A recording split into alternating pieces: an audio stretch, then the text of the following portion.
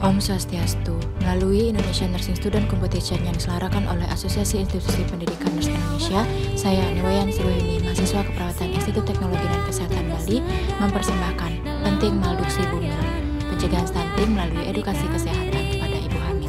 Cara pencegahannya? Ya, saya kurang tahu. Tentang stunting dan cara pencegahannya? Enggak tahu.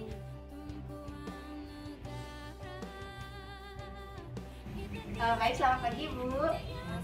Gimana kabarnya hari ini? Sehat.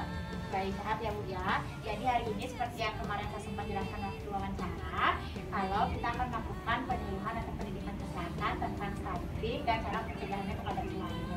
Lagi untuk perkenalkan diri Bu ya. Jadi saya Sri, mahasiswa keperawatan Tekes Bali. Jadi bisa kita langsung mulai Bu. Jadi di sini saya akan bagikan satu lingkaran untuk masing-masing ibu. Ibu bisa sembari baca, sembari juga mendengarkan penjelasan dari saya. Oke, baik, kita mulai Bu ya. Yang pertama adalah tentang pengertian stunting. Jadi stunting adalah permasalahan gizi kronis yang disebabkan oleh kurangnya asupan nutrisi dalam rentang waktu yang lama.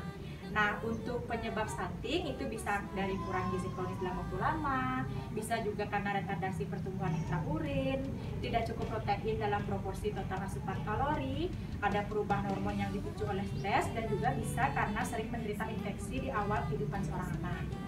Nah, untuk gejala dari stunting itu bisa dilihat dari anak berbadan lebih pendek dari anak usianya, atau bisa juga dilihat dari proporsi tubuh cenderung normal, tetapi anak tampak lebih muda atau kecil untuk anak-anak seusianya.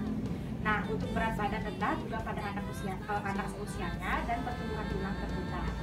Nah, yang terpenting dari itu adalah bagaimana pencegahannya selama masa kehamilan.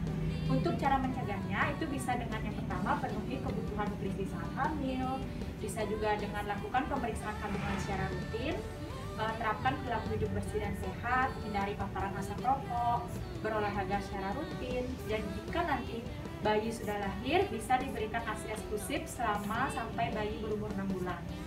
Nah, selain ASI juga ibu bisa memberikan makanan pendamping ASI sehat, terus memantau tumbuh kembang anak dan juga selalu jaga kebersihan lingkungan. Nah, yang terakhir nih Bu, di sini juga ada pangan gizi seimbang bagi ibu hamil. Ini bisa jadi rekomendasi untuk ibu-ibu selama masa kehamilan. Jadi misalkan yang pertama itu pada makan pagi hari, itu bisa terdiri dari makanan satu pokok 1 porsi, lauk hewani setengah porsi, lauk nabati setengah porsi, sayur 1 porsi, buah 1 porsi, dengan gula 1 porsi dan lemak 1 porsi, dan air putih atau air mineral 2 porsi. Nah, untuk makanan slim di pagi hari juga ibu bisa makan dengan makanan pokok setengah porsi, buah 1 porsi, dan air minum 1 porsi. Nah, begitupun dengan makan siang, makan malam, ibu bisa baca lebih lengkapnya di leaflet. Nah, di sini juga kalau misalkan ibu kurang tahu tentang lauk hewani itu seperti apa, di sini juga sudah dijelaskan bahwa misalkan lauk hewani itu bisa didapatkan dari 1 porsi ikan pepes, bisa dari diganti dengan ayam 1 potong dengan ukuran sedang, dan sebagainya. Misalkan ibu juga kurang tahu kalau untuk lauk nabati apa saja, nah itu bisa dengan tahu ataupun tempe, dan begitupun dengan sayur-sayuran ataupun buah-buahan. Tapi ini hanya rekomendasi, ibu bisa sesuaikan lagi dengan kebutuhan dan kondisi ibu masing-masing selama masa kehamilan. Baik, sejauh ini itu yang bisa saya jelaskan mengenai stunting dan cara pencegahannya. Apakah bisa dipahami Bu? Apakah ada yang ingin ditanyakan? Saya kita kehamilan mau kemana? Ke rumah sakit apa bidan gitu. Oh, baik Ibu, bagus ya Bu ya pertanyaannya.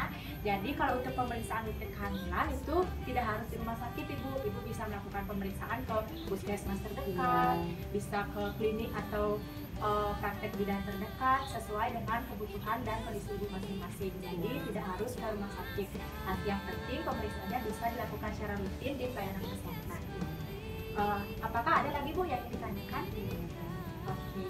Baik Ibu, kalau sudah bisa dipahami dan tidak ada yang ditanyakan lagi, untuk penyuluhan hari ini sudah selesai. Semoga bisa bermanfaat untuk ibu-ibu sekalian, dan informasi ini juga bisa disebarluaskan kepada teman-teman ibu-ibu hamil yang lain. Baik, kalau gitu terima kasih Bu atas kesempatannya. Mohon maaf jika ada kesalahan. Ibu paham, anak sehat, Indonesia bebas stunting.